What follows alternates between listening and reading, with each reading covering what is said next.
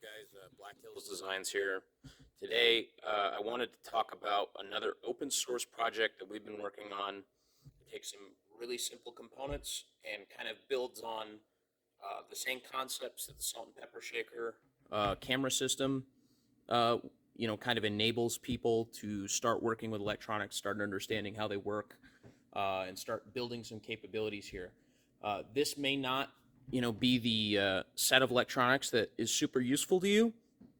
It may be super useful to you, but the thing that we're kind of trying to educate people here on is what these things do and how they interact with each other, so we can start taking all of these parts and tools and putting them together to start building more projects and having more complex things that we can do with these components, right? And other components in the future, if you understand the process of how these go together. All that aside, let's go into it, this is a project called the Man Tracker. What it is it's a 400 to 480 megahertz audio bug, basically, for lack of a better term, hooked up to a remote relay. If you don't know what a remote relay is, it's basically just the control system for a car, for unlocking it, or whatever other remote things you want to do with it within range, and a battery. Battery is kind of one of those things that it's up to you to decide how big you want it or small you want it to complete the task that you want, right? And these are what we can call 2,000 milliamp hour, and they think this is a 250 milliamp hour battery. You can see the size difference here, and the run time's obviously much greater with this. Both of these batteries are 3.7 volt batteries. If you want to hook something up to this, make sure it's 3.7 volts with a micro JST connector is the name of that thing. It's pretty common in like hobby toys and microelectronics. The entire project doesn't really require any soldering. You can do soldering, but you don't have to. The entire thing is just taking the positive and negative wires, let's get that in focus there, of each of these systems and twisting them together and covering them with fucking electrical tape.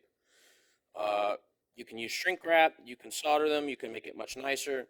What we're trying to illustrate here is that this is, a super easy, super quick to put together kind of system. This receiver has an antenna for the remote relay, and the audio bug has an antenna. This is only used momentarily to turn the thing on and off. This is what we'll be transmitting.